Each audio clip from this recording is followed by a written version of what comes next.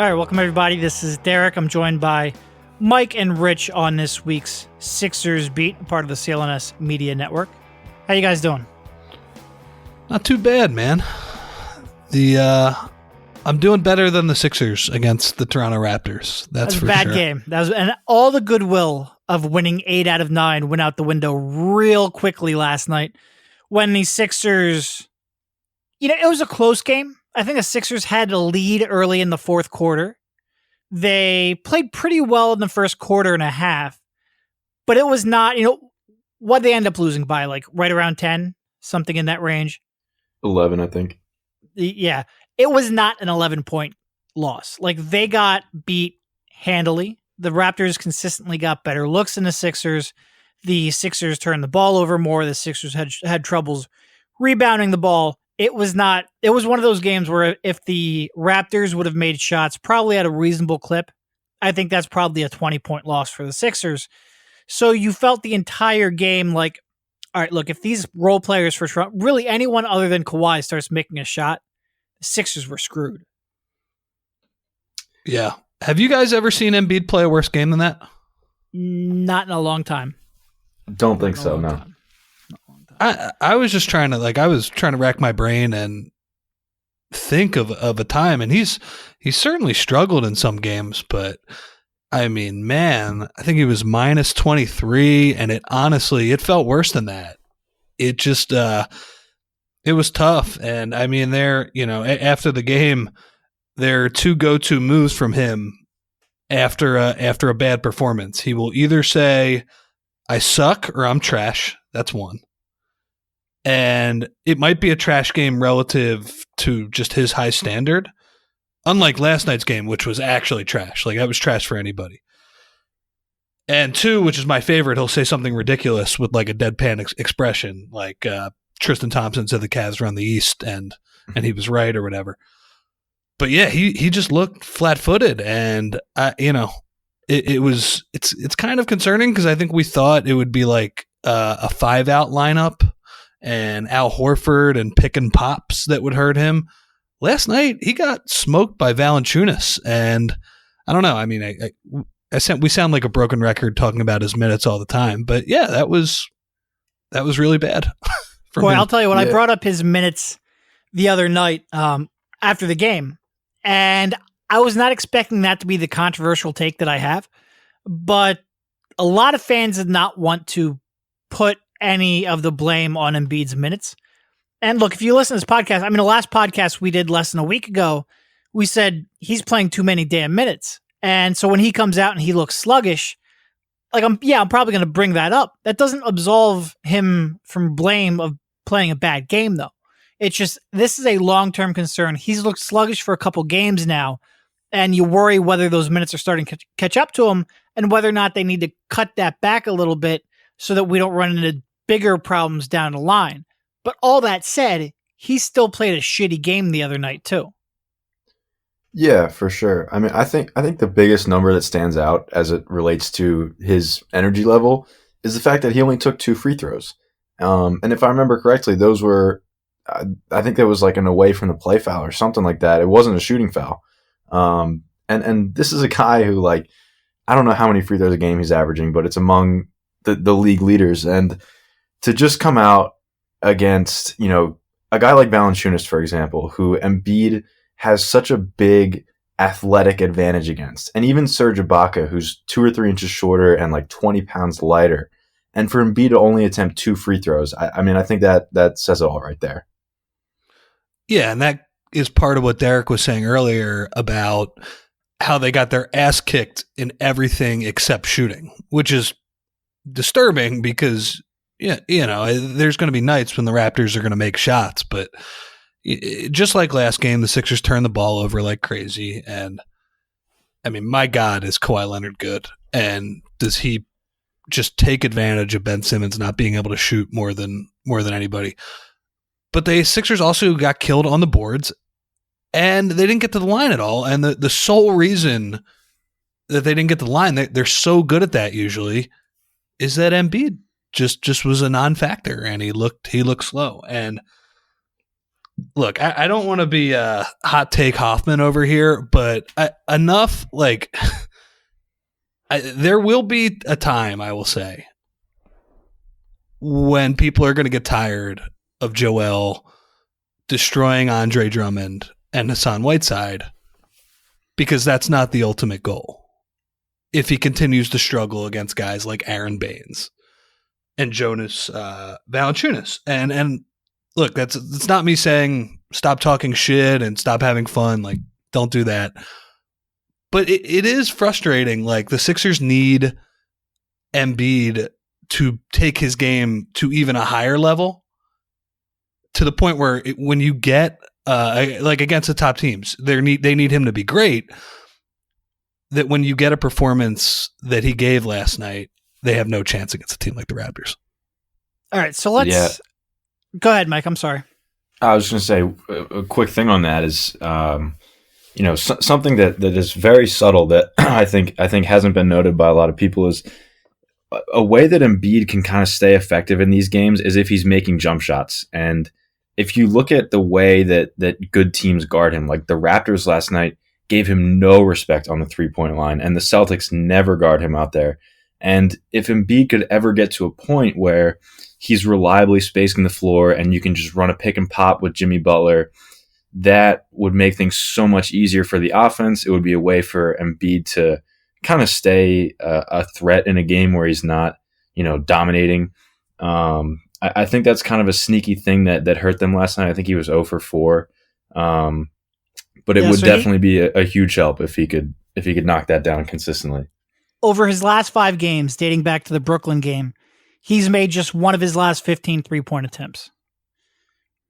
So that aspect of his game is completely left him right now. It hurts, and I don't think it's a major problem going forward. As much as poorly as he played last night, he still has been awesome this year, and the minutes concern is less about his play, moving forward than just keeping him fresh. But yeah, I mean, when he, we never see him play even close to that poorly. It was pretty jarring to see that, like in a game when a lot of things went right for them in terms of Toronto couldn't buy an open 3 and Jimmy Butler played so well. You see what the Sixers look like when they don't get a good game from him, and it's rough. And look, man, as I said on Twitter before the game, it's only a litmus test and meaningful if you win. Right. So if you lose, it's only December. And it was pretty funny. Brett said that after the game too. So I guess everything is good, but it is also fair to say that the Sixers have a lot of work to do in terms of beating that team, because that team is really damn good. That team's real good. And by far the class of the Eastern Conference, but head and shoulders above the Sixers. Head and shoulders above of certainly the way Boston is playing, but I think even Boston playing at a high level, I think I'd take this team. So let's play a quick game of problem, not a problem. And I'll say something, and you'll explain why it is or is not a long-term problem. And by long-term, I mean for the rest of the season. Joel Embiid against strong physical centers. You mentioned Aaron Baines. You mentioned Valanciunas. So him struggling against these types of centers, is that a problem? Is that not a problem? I would have to do more. I would have to look more into that, because I don't know. I totally hear the Baines and Valanciunas thing, but I would have to kind of look at it over a bigger sample. Like, I know Baines gave him some fits in the playoffs last year and on opening night, and Valanciunas, but I feel like there have been nights where, like, just to name a random name that pops in my head, like I remember one night last year, Embiid just dominated Dwight Howard, and Dwight Howard is one of the strongest dudes in the NBA. I don't know. I would have to look into that more. I'm inclined to say it's a problem, but I'm not entirely sure. I would say right now it's a problem, and the problem is that Valanciunas, and it happened in the first game as well, when he's posting up Embiid and scoring on him, it's just, and JoJo was a mess offensively last night too, but that's annoying. The Baines with those weird kicks on his 3-pointers, I'm not sure if those will go in all the time. But I will say, among the categories you're about to lay out here for us, Derek, I will say, even though this is a problem right now, I trust Embiid will figure this out over the year to a degree. I just trust his talent, trust his competitiveness. And yeah, I do think, at some point, and hey, it might even be in a couple weeks when the Raptors come to Philly, he will figure something out against these guys. So I think this is a problem in the sense that anytime you can body someone up, it makes their life harder. So is Embiid's life more difficult when somebody can physically match him or hold their own ground and where the first move doesn't beat them? Of course it's harder when the first move doesn't beat them. That's true for, I think, just about everything. But I think it's more that if somebody can stop his first move and also they can do other stuff in front of him, then I think that makes Joel's life difficult, which we'll get to soon. But like you said, he's had a lot of success against Dwight Howard. He's a big physical dude, not as tall as Embiid. Embiid's probably got 4 inches on him, but he's a big, strong guy. He's had a lot of success on Whiteside, on Drummond, also big guys, also pretty good one-on-one defenders. Certainly in Drummond's case, better one-on-one than team. So I don't think it's as simple as when Embiid can be matched physically, then he struggles. I think there's more to that. So going on to the second question, good, how do I want to phrase this? Good, deep, diverse defensive teams and slowing down Ben Simmons. Big problem. I'm going to say it's a big problem. I thought one of the things that hurt the Sixers last night was some of the minutes. I think it was in the second quarter they played them together, TJ and Ben together. I mean, the Raptors with all of their length, they just shrunk the floor to an insane degree. And it just you look at that environment and you're like, how is Jimmy Butler supposed to run a pick and roll, and how is Embiid supposed to post up when those two guys are in the game together? And with Ben in particular, when they're not going to pay him any respect whatsoever. And you also have to look at what they do to him on the ball. Like, Kawhi is able to pluck the ball from Ben Simmons like almost nobody else is. And, guys like Siakam match up with him really well in the post. And like, when you have guys like that, it's just like, where do you put Ben? How do you have him create offense? Like, there's almost no way. So I'm going to say that's a big problem. Big problem. It's so, I think what makes Simmons frustrating is that against 75 to 80% of the league, his strengths are just so overwhelming, and the other team will have some sort of flaw that his strengths can take advantage. Even if it's like a good defensive team like Memphis, they'll turn the ball over or take bad shots, and he'll just beat them in transition because he's so overwhelming. But these diverse defensive teams, as Derek said, who also can score, it's just night and day. And Mike said it with Kawhi. The Celtics was more of a, last year in the playoffs when they shut him down, that felt like more of a system-based type of thing. They have good defenders, and obviously they've been a very good defense, but Kawhi is just incredible, man. When he doesn't have to worry about Ben shooting those jumpers, it's kind of unfair with his anticipation and some of the steals he gets that I don't think anybody else in the NBA gets. He's an alien, and it's tough because he's the type of guy who just exploits Ben's weakness. And I also agree with what Mike said. TJ was a big problem last night, and yep. Kyle Lowry he was completely disregarding him anytime, whether it was Ben or Joe or Jimmy driving the ball into the paint. But yes, Ben against these top defensive teams, and specifically against Kawhi, it's a big problem. I mean, he has 18 turnovers in 2 games. It's a problem. Yeah, and it really is. They started off.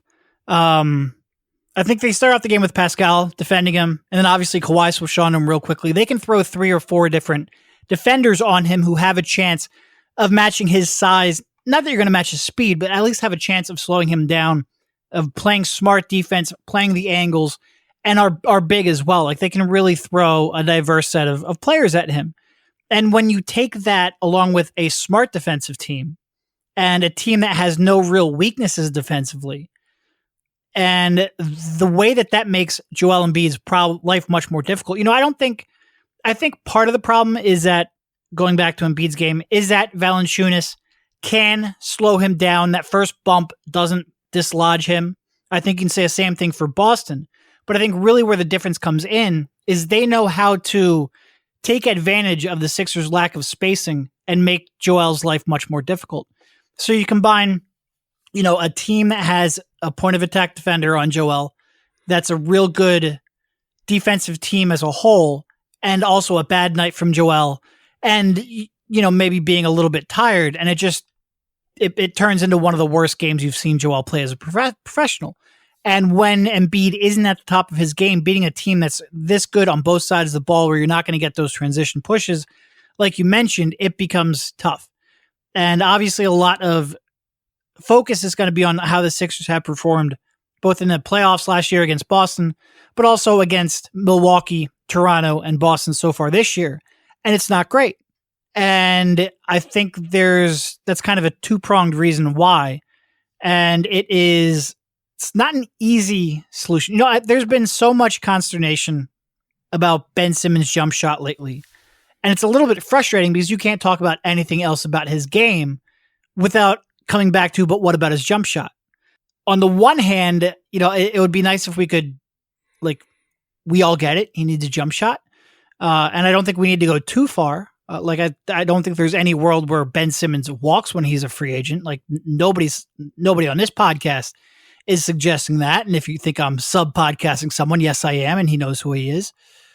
So we don't want to go that far. He's still a valuable player, but does it have a real serious consequence? Yes. Are you upset and frustrated that there hasn't been any progress? Really, he was drafted in June 2016. So we're talking about over 2 years where there's not in-game progress. There just isn't. And it's a long-term concern. It impacts the team. It is part of the reason why you need someone like Jimmy Butler, or theoretically what they drafted Markelle Fultz to be playing alongside with him. But even so, they have so much to overcome that it does for sure cause issues. And there were a lot of space. The Sixers point guards overall played or have made that were available last night have made 2 3-pointers on the season. Two. And a well-coached defensive team like Toronto and Boston, they find ways to make you pay for that. And that was very clearly evident last night. TJ, like you guys said, just as bad. Quite frankly, I think TJ, I would cut TJ's minutes right now. I would give some of those to, give him to Landry Shamet. And, he played a lot of point guard in college. I don't know if he can really do that in the NBA. But you also have Jimmy Butler to help you create a half-court offense. You're going to dump a lot of the half-court offense into Joel Embiid in the post. You don't need a traditional point guard on this team, even when Ben Simmons is off the floor. I'd probably look to cut TJ's minutes back, use him as more of a change of pace guy, give some of them to Landry. It would be great if they had a more viable option that could shoot. They just don't have it. Yeah, the classic. I can't believe the classic conundrum. The classic conundrum with the Sixers. They have 3 point guards and none of them shoot. And that's amazing. And I think that brings up the third category here. And if you cut TJ's minutes, what are you going? 7 or 8 deep? Yeah, I think you still bring TJ in at times. I don't think you take him out of the rotation. But yeah, they have no depth for sure. For sure. And we hit on it a little bit, but the thing that stood out to me as I was thinking through it was the Sixers have an advantage over the Raptors 1 through 4, I think. The Raptors' best player is Kawhi, who is better than Embiid. But 2 through 4, Butler's better than Lowry. Simmons, I think you would take over Siakam. I don't even know who the Raptors' 4th best player is, but JJ Redick is probably better. But the difference 5 through 9 is enormous. It's huge. Yep. Yeah, and I don't know how you bridge that gap without mortgaging too much of the future. And, against the Raptors, there were 2 big runs that really did the Sixers in. At the end of the first half, the Raptors went on that big run, and then to start that fourth quarter. And they went on, I think it was a 13-0 run to start the fourth quarter and really took control of the game with Lowry and Leonard both on the bench. And you're right, the top four, as much as we're going to talk about Simmons and the frustration with him and his shooting and how much he hurt them last night, which, by the way, I think Joel's bad game has kind of thrown that under. Like, I don't think that's getting quite the attention it deserved. But it's great that you have that top four, but they're so woefully lacking in terms of depth. And when you play a team like the Raptors who can go on that run, it's really, really obvious. Can we mention the one big positive from last night? Jimmy Butler looked awesome. They don't have to play in Toronto again? Oh, okay. Well, that's also true. Jimmy Butler looked so at home in that game. I mean, he looked like he completely belonged in a playoff type game, which is it's why you traded for him, and that's cool. He was very frustrated. I saw on the ESPN broadcast. I led that with my story today on The Athletic. He was pretty frustrated with the turnovers, and he was not being a dick about it. But they had him mic'd up, and he was like, "Guys, we need to just get shots at the rim. Just stop turning the ball over." And he didn't. And what did he have? 37 points. He completely matched Leonard on the offensive end. Unfortunately, Kawhi plays that alien defense as well, which makes him, one of the best 5 players in the world. But it was good to see Butler, kind of in tough environment, good defensive team. I mean, they threw every defender. He scored on Kawhi, he scored on Lowry, he scored on Siakam in a variety of ways. He was very impressive.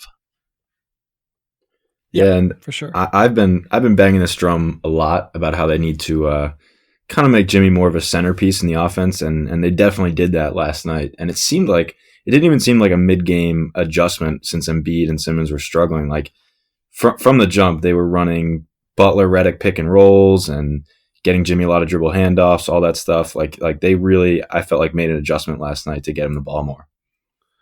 Yep, and JJ looked pretty good offensively too. Defensively, he could be attacked, but it was good to see him. They were running, the old 2-man game with Embiid, and like you said, I thought they opened the playbook up for Butler a little bit and got some good looks. But yeah, he looked great. The one little pet peeve that has nothing to do with the game. Can I stop hearing about what a great teammate he is based on Twitter video clips and him buying shoes for his teammates? Do you guys have a subscription to The Athletic? Do you follow Woj even? I mean, I'm not saying he's been a bad teammate here, but just because he wears a headband with Ben Simmons, that doesn't make him the greatest teammate in the world. He literally just forced his way out of a team that's playing pretty good right now, by the way. Can I just not hear that he's a great teammate because he buys everybody Jordans? I don't know. That's been frustrating. Yeah, I mean, I think people want to buy in, and I think people want this pairing to turn out well. And I think we discussed this on the last podcast. Like, I think there's reasons to think this could be different than Minnesota, but I think we also have to be a little bit grounded and realize that, first of all, like I said before, I think, I don't think most people think Jimmy Butler's a bad guy. I think most people think that he can grate on people as time wears on, and just keep an even keel. Like, it's good that the first couple of weeks have gone well, first 3 weeks or whatever it's been. But that doesn't mean that there's zero threat down the line either. And especially as we get closer to, the Sixers having to give him that 4 or 5 year contract, whatever they end up giving him, whether or not maybe some of that last 5th year can be partially guaranteed or however it ends up coming about. But especially as we get closer to that new contract, that is going to have to be something that we're going to have to be realistic about. And, it's good that it has gotten off to a good start, and we'll see where it goes from there. Totally agree. It's gotten off to a good start. I've enjoyed covering him, and it seems like he's doing well with his teammates. Enough with the sweeping generalizations, though, based on nothing. Oh, there's all kinds of people that are like, oh, you're an idiot for everything. This is a problem. And it's like, all right, calm down. All right, problem, not a problem. Turnovers. And by that, I don't mean last night's turnovers. Like, clearly last night turnovers were a huge problem. I mean, going forward with this team. I'd like to see them get better with Butler. They're still, they're better than dead last like they've always been. And, a lot of those teams were completely hopeless. But I'm going to say, maybe not as big of a problem as Simmons against these defenses, although they're kind of linked because you take away the shot, then the passing lanes get shrunk, and there's people guarding Embiid. I mean, against Toronto, those have been two massive high turnover games. So you would hope, as Mike was saying, if they make Butler more of a centerpiece, that seems like easier offense, and they can kind of creep up towards league average. But I would say, until they start to make some, and I don't think with Simmons and Embiid, it's ever going to be a team that takes care of the ball at a really high rate. That's not always the most important thing too. A lot of years, those teams are like the Doug Collins teams where they're bad offenses. They don't get great shots. But a little bit of a problem until they take care of the ball against these good teams. Yeah, I would agree. I mean, I think that, like you said, it's just going to always be a factor with this team. When Ben Simmons and Joel Embiid are two of the guys that are creating the most offense on your team, they're just naturally turnover prone. I mean, Simmons is always going to just rampage in transition and try and fit the ball through tight windows and eventually cough it up. And Embiid just likes to throw the ball to the other team too much. There were a couple passes Embiid threw last night, like when he was in the 2-man game with Redick, where he just threw it like 4 or 5 feet left of where he was trying to throw it, and it just wasn't his night. But he does have those moments where he just has some head scratching turnovers, and they're just something you kind of have to live with him. Yeah, and I will say, heading into last night's game, they were 16th in the league after the Jimmy Butler trade. So they had made pretty significant progress. They didn't play the toughest schedule in the world. He played 2 really good defensive teams in Utah, and Utah was after the trade, right? Yeah. But Utah and Memphis were in there. So they played 2 good defensive teams, but a whole lot of not good defensive teams. So this was a test. They didn't, they failed that test. But I think the fact that they were trending in the right direction post Butler acquisition means I'm willing to give this a little bit more time to see whether it continues to move in the right direction. Like you guys said, they're never going to be among the best in the league at taking care of the basketball. Not with the way that the roster is assembled, not with how Brett Brown wants to run. And the question isn't ever really, are you committing the fewest turnovers in the league? The question is, are you maximizing your points per possession? And I don't think that always necessarily directly correlates. I mean, we've always said they were, it's Golden State Warriors almost always are not leading the league in turnovers because that's a Sixers spot on the totem pole, but they're always second or third most turnovers in the league. And I think the Sixers right now have the 12th ranked offense. And before that game, I think we're right around 10th. And that is always going to be much more what you focus on. And I think last night was just first of all, a hell of a defensive team, a bad matchup, and a bad execution. Like I said, we'll give it more time. See if that trend that was established before the Toronto game continues, or whether they revert to their turnover-prone ways. My favorite pass of the night was Wilson Chandler chucking the ball off the backboard. By the way, he had a couple of real bad blown defensive assignments too. He was sneaky bad last night. Yeah, that has gone very overlooked. He was terrible. I mean, he just like looked like his head was in the clouds the entire game. Yeah. All right. So last problem, not a problem. Defensive rebounding. I think the Raptors had 17 offensive rebounds. And again, this is not, was it a problem against the Raptors? Because that is quite obvious. I mean, the Raptors shot 43%, 27.6 from 3. You should win that game. Turnovers, as Brett likes to harp on, extra possessions. I think Toronto had 12 more shots than the Sixers, so not great. But defensive rebounding going forward throughout the season, is that a problem? No, I don't think so. And I think that along with the lack of free throws, was tied to Embiid's energy level. He got beat by, like, I remember a play where Greg Monroe beat him, just snuck in and kind of out leveraged him and got the rebound. But I think they're still in the top 10 in terms of defensive rebounding. And yeah, I think they're fourth. I'm looking at it right now. They're eighth on cleaning the glass right now. So, I mean, it probably took a hit last night when they, when they got bludgeoned. But yeah, it's part of the thing, along with the free throws that hurt them. I don't think it's a huge problem.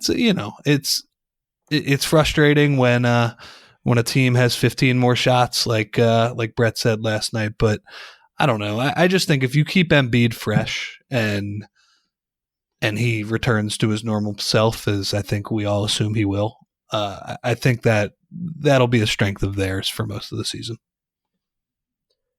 Yeah, I would agree. I mean, they have 4+ rebounders in the starting lineup with Embiid, Butler, Simmons, and Chandler. So, but they have had a couple nights where they just look completely dead on the glass, and other teams take advantage of that. But I'm just inclined to think that with so many good rebounders in the starting lineup, they'll figure it out.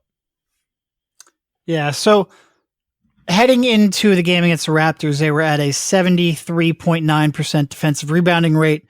The third best team in the league, Denver, was at a 75.3. So they're right there with the best in the league. Does one bad game change that? No.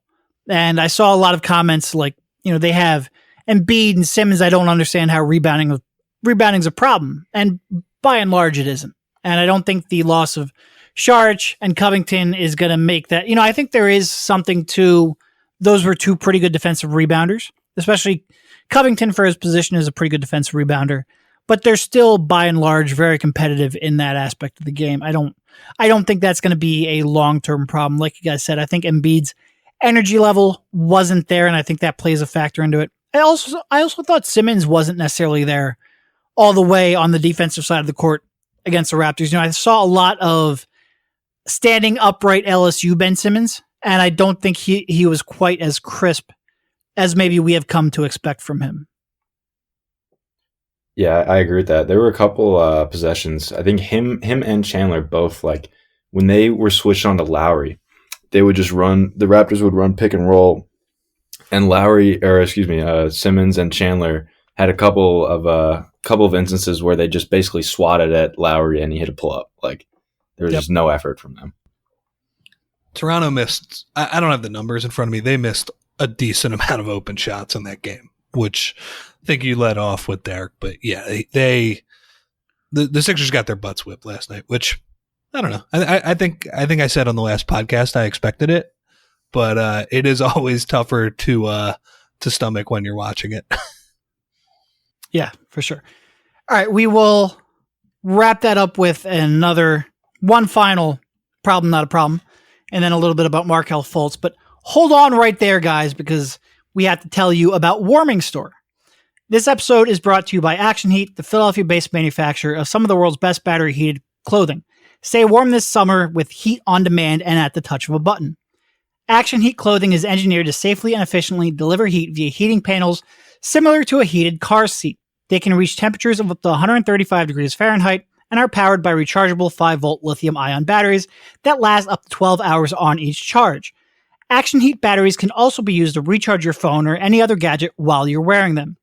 These gifts are perfect for any friend or family on your holiday gift list, for anyone who works outdoors, for skiers, snowboarders, or anybody that loves the outdoors but hates being cold. Action Heat clothing provides toasty warmth and comfort for your whole body, starting at just $39.99. Heated products include heated jackets, socks, gloves, hats, and even undergarments like heated base layer shirts and long johns, and is available in men's and women's sizes with great new styles and models just released for this winter season. Make winter activities more enjoyable with a blast of warmth. Action Heat is a perfect solution to keep you toasty and warm even in the most frigid winter weather. With snow shoveling season coming up, I recently picked up a pair of Action Heated gloves powered by AA batteries with an easy on-off button to keep your hands nice and toasty while dealing with the dreaded upcoming snow. Join in on the fun. We've got a special offer for our listeners to save up 20% off your entire order. Just go to actionheat.com/Sixers to check out everything Action Heat has to offer. That's actionheat.com/Sixers, or use a coupon code Sixers at checkout to save 20%. All right. So wrapping up all of the problem, not a problem. The Sixers have obviously had problems with the Eastern Conference, with the top of the Eastern Conference. You had what was it? I had the schedule here a second ago. I now lost it. Hold on. This is going to be a real great pod. Perfect. Who, the teams they've played? No, but I had like the actual point totals of their love. Anyway, they got blown out at Boston to open up the season. They got blown out twice now in Toronto. They got blown out at Milwaukee. All the games on the road. Only one of them now with Jimmy Butler. Is that a problem as we look towards the end of the season and the playoffs? I think it's a problem, but because of the factors you said, all of those games have been on the road. It hasn't mattered whether the Sixers have played good or bad teams. They've been so much better at home this year. And yeah, like you said, they just got Butler. We'll see what they do in terms of filling out that 15th roster spot, whether they try and bolster the bench that we've talked about for about 20 minutes here. And, whether that's from a trade or the buyout market. So, yeah, I do think it's a problem. It's concerning to me that none of those games have been close. Last night was probably the closest game. And like we said, the Sixers got their butts whipped worse than the final score will tell you. But, yeah, let's watch them play the Raptors in a couple weeks at home with Butler. I would imagine they'll play better in that game. But, yeah, I'm concerned that, it's 4 times now that they've just gotten their ass kicked by a good team, and until they bridge the gap and start playing competitive basketball against some of those teams, it's concerning. I would say it's a concern, but probably less so than most people, because I think this team is incomplete. I think they're like a Damari Carroll and a Dwayne Dedmon away from making sense, and I think that they'll get guys like that. And until then, like they're at such a deficit from a depth perspective that it's hard to even judge this team fairly against those other contending teams. So, and also, the fact that all of them are on the road, the fact that only one of them has been with Butler, that obviously changes things. But I just think you have to look at it from the perspective of, this is a team that is not complete and that is clearly lacking a dynamic that they sorely need, and that will put them on that tier when they get it. Yeah, I think it is a problem. I think even after the trade right now, certainly if Boston gets back to where they were, but they might be the most uncertain team of the 4 that we're talking about, of the big 4 in the Eastern Conference. But Toronto and Milwaukee are just right now playing on a different level. And Toronto, certainly, I expect, barring a major trade, I think they will probably look at them if the Sixers have a playoff series against them come May. I think we'll say Toronto's the favorite. I think they're going to continue this level of play throughout the season. So is it a problem? Yeah, I think it's a problem. I think what these teams can do to Simmons is a problem. I think the way they're able to defend Embiid one-on-one and how smart they are in sending double teams his way and making his life difficult and making it so that each time down the trip looks different for him is a problem. And I think the depth that these teams have, specifically Toronto, but Boston as well, and the lack of depth the Sixers have, like I said, that 13-0 run to start the fourth quarter when they have Lowry and Leonard off the floor, you can't let that happen. But the Sixers don't really have the depth to contend with these teams. So I think that is a problem. And like you guys have said, I think the Sixers 1 through 4 have a better collection of talent than any of them. So it's getting this to where all the pieces fit. It's getting it to where the depth can keep you competitive. And is that going to happen in 1 year? The Sixers are now at the spot where the expectation is to contend. And there's just very little margin for error. So we will see what they have in store. We're not used to teams being active at the trade deadline. Like usually when there's activity at the trade deadline with this franchise, it's selling off pieces. It's selling off Okafor, or the expectation that he would be sold off. It's selling off Michael Carter-Williams. It's taking back contracts to get draft picks. It's not for win now moves. And even last year, they were quiet at the deadline, except for the buyout market. But in terms of trades, they were quiet. And I think this is the first time we'll really be sitting here in February going, all right, we've got to write these articles on who's out there and who they should be targeting, because I think they're going to be very active. It's going to be interesting to see what they do. It would be nice if they added more of a two-way piece than Marco Bellinelli this time, too, whose San Antonio Spurs right now are 29th in defense. Yes. Just pointing that out. Yeah, and he's playing like shit, too. Isn't he shooting like under 30% from three? Yeah. Something like that. And they are bad. Yes. They do miss. Okay, I will say this. I will concede this. They do miss Ersan. Oh, no, he's up to 32.1%. I'm sorry. Didn't mean to disrespect Marco Bellinelli. 32% 3-point shooter, Marco Bellinelli. Oh yeah, be careful. He might getting another. He might reblock you on Twitter. No, he blocked me a long time ago. Yeah, I'm saying he would unblock you and then block you again. Oh, okay. Yeah. That guy. His Twitter activity was amazing, though. He blocked everybody, even if it was like a backhanded compliment. He would block you, and then he would post memes of him photoshopped on the Rocky or something like that. It was right. I'd love to know if there was somebody running that Twitter, because he found everything that any of us ever said about him. It was impressive. It's not like Amir Johnson, who will like search like once every other month. Like he was pretty consistent. Really nice guy in the locker room too, which makes me think there was somebody running that account. Anyway, nobody cares about that.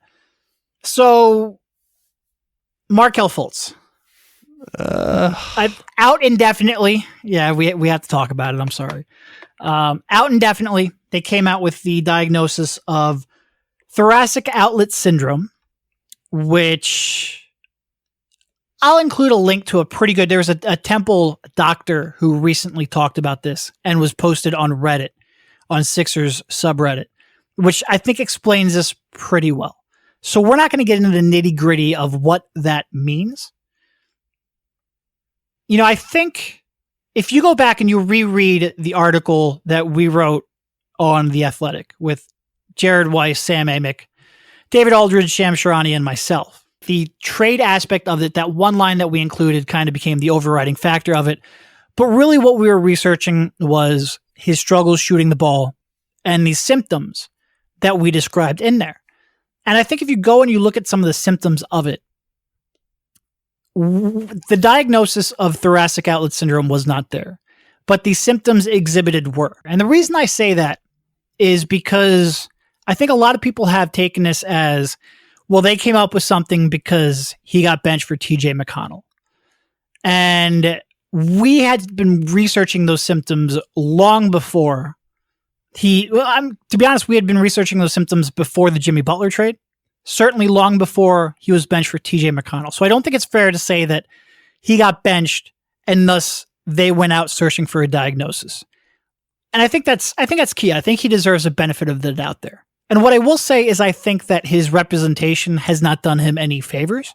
Like, to respond to his benching and to take him out at that point, to not work with the team as they so clearly have not worked with him, to basically dictate to the team what they were going to do, I don't think it did Markelle any favors in the court of public opinion. And I think if you go and you look at really research thoracic outlet syndrome, I do think there's some interesting symptoms which line up with a lot of what we've seen. And there's a lot of natural questions. Why did it take so long to diagnose? And again, if you go read it, I think there's a lot of history of this being undiagnosed or diagnosed incorrectly, but it's a fair question. Why is he able to do certain activities and not others? And again, I think this is where watching that video will help. But it would be great if they can find something that is contributing to where Markelle Fultz is and where his jumper is. And I've always said, I think if you look at this as is it a physical problem or is it a confidence problem? I think you're looking at it from the wrong viewpoint. I think there's no question that both factor into this, and we can play chicken or egg. Like, does he have a confidence problem because of the physical problem? Who knows? Probably only Markelle Fultz knows that, and even he might not know that. But I think if they can find, if physical is 20% of what's going on and they can find a solution for that, maybe that will then help him get his confidence back. Right now, it would be great if this is a correct diagnosis and the physical therapy they are doing helps him. And that's what I hope. That's what I hope. Yeah. I think like anyone who is skeptical of this diagnosis, that's totally understandable. The timeline of it all is certainly subject to question, but I will say that if you research thoracic outlet syndrome, a lot of the things that come with that, whether it's being hard to diagnose or the exact symptoms that Markelle has described for over a year now, or just really anything about it, a lot of them do line up with this storyline. And I, like you said, I'm not even sure what exactly it is. I'm not sure which side to believe right now. But I will say that this diagnosis does certainly have some credibility, and it matches up with other athletes like pitchers in baseball. If you haven't read that article that Derek shared about the Padres pitchers, it's on The Athletic, but Derek tweeted out a couple days ago. You should read it. A lot of those symptoms sound very similar to what Markelle has been going through. Anyone who is just completely dismissing this diagnosis, I think you're wrong to do that. I think that there is a strong possibility that this is what it was. The one symptom, and just trying to read as much as I can about thoracic outlet syndrome that matches with Derek's reporting and Jared Weiss and that report from a few weeks ago is the trouble with gripping a ball and the sensations that Fultz is feeling in his right thumb, and that's something that Derek and Jared reported a few weeks ago. Well, that's basically in every article that you read about this thing. So I don't. Yeah, and I've had some people like, well, where's the wrist injury you talked about? And it does not mean that there's an injury to his wrist. But if you go read about thoracic outlet syndrome, that is a very common, like you said, that's in pretty much every write-up, that there is sensation issues or numbness in arms and wrists and hands on that same side. I think we're so used to a diagnosis being like, oh, here's an x-ray. That bone is clearly broken. Let's fix that and let's move on. Or here's a muscle that is torn. And when you start getting into, and there's a couple different causes of thoracic outlet syndrome, whether it's venous or in terms of nerves. But when you start getting into this kind of stuff, it's not as clear of a diagnosis, and it gets misdiagnosed a lot. And it gets, a lot of times where it's not like a throbbing pain from what I understand. Like, it's just something doesn't feel right. And I could see a lot of times where maybe Markelle, maybe it's feeling better. Maybe his confidence is back. And maybe he's just, hey, like, this is, maybe I'm not injured. Maybe it's just in my head, when it could really still be there. And I think if you read a lot of these articles, the one I retweeted out, Matt Harvey, Ben Uzo, which is the only other known basketball player to really go through this. I think there's a lot of times, a lot of doubt and uncertainty, both in your ability to use that arm the way that you've used it your entire life, and also whether or not you really have any real damage that can be detected and that can be fixed. It is a growing field for sure. Yep. And obviously that's up near your shoulder is kind of where the source of the problem is. But yeah, when you read everything, they say that can affect all the way down to your hand. And, this has just been such a crazy, crazy story that I don't want to say that, we know what's going on with Markelle. I don't think anybody knows except Markelle. No. The one thing that I thought was notable, though, and this has little to do with the injury itself, more to do with the handling of it. One, there seems like there's some healthy skepticism within the Sixers of, Oh, well, I was going to get to the tweets. So, okay, go ahead. Just the press release, just how They didn't name any of the doctors, and they made it, specific. They made it clear that it was Raymond Brothers who was the one who was driving this whole thing, and they brought the, they brought this recommendation back to the Sixers. And then the other thing too is that for Raymond Brothers to tell Woj, this is it. Yep. We got it. Like, I feel great about this. When you look back at that guy's history in terms of revealing what's going on with Markelle, I think there is not great. Yeah, yep. I wouldn't take his word as gospel by any means, and that's interesting to me. We will see. I don't really have anything. I don't have anything else on that. I just thought the handling of it is also interesting as well.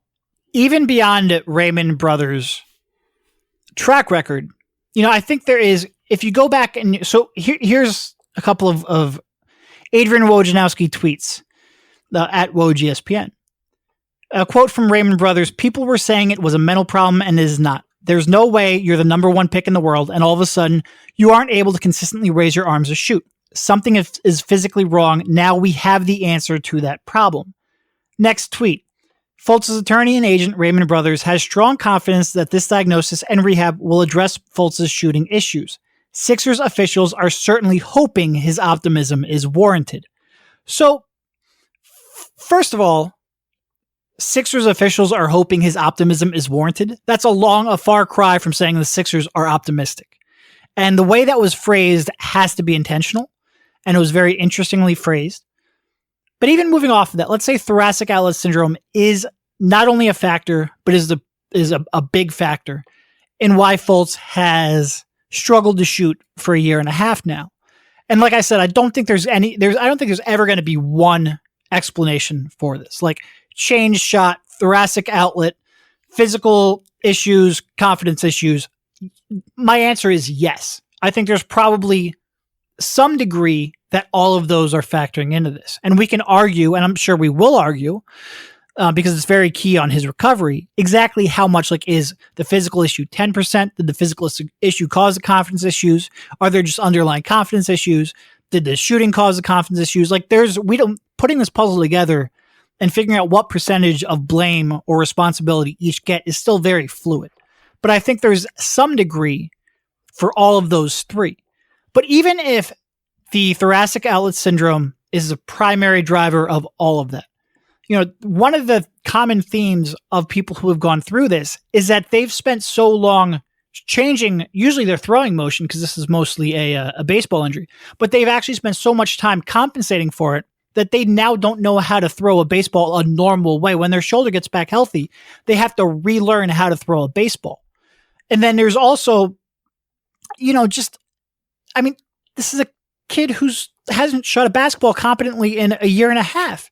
Expecting that this is now you're going to do some physical therapy and all of those confidence struggles are now going to go away because he did some physical therapy and he'll be back in 3 to 6 weeks. It just seems wildly optimistic. It seems like the Sixers, that timeline is unrealistic. It seems like Raymond Brothers is setting Fultz up where if he does struggle, because his form's been constantly changing for a year and a half, and of course he's going to come back and struggle. Now he doesn't have the buffer that he should have because his agent came out with this bluster that just does nobody any good. I don't know why.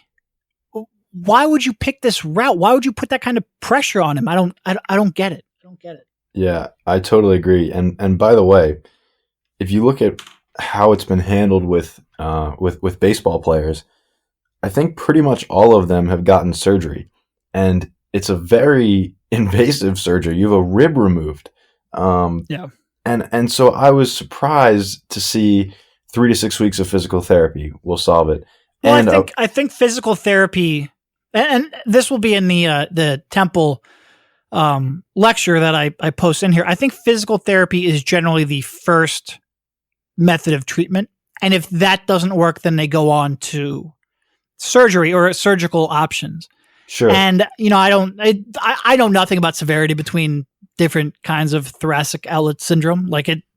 this is far away. And I've learned way more about foot bones than I should know, but this is far outside of my wheelhouse. But I think throwing a baseball is about the most unnatural thing you can ever do with your shoulder.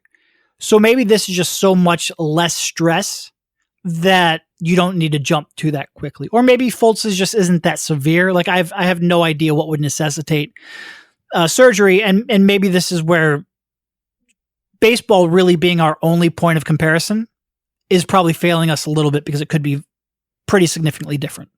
Yeah, that makes a lot of sense. But I think that kind of comes back to what you were saying earlier, that still, why in the heck would Raymond Brothers come out and say, this is it, we got it, it's 3 to 6 weeks of physical therapy? Because, it just would have made more sense to say, well, this is what it is, and we're going to try physical therapy, could require surgery, but we hope that this resolves it. Like, it just, again, like, it's just a bad chess move, and you just put Markelle in a difficult situation if 3 to 6 weeks from now he's hardly improved, and then, there's going to be even more skepticism towards it, when in reality, like, it could be very reasonable that he goes through physical therapy and he doesn't get a lot better, and he probably needs to pursue other treatments.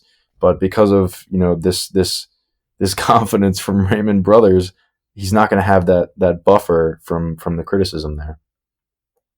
Well, I do think, not that I want to defend Raymond Brothers, but I do think the Sixers press release it out indefinitely, but I think it was from the Sixers where the 3 to 6 weeks came from. I'd have to check the Shams and Woj tweets and reports, but I think the 3 to 6 timeline may have come from the Sixers. I don't know for 100% fact though. 3 to 6 I think that is right, actually. 3 to 6 just seems wildly optimistic to me.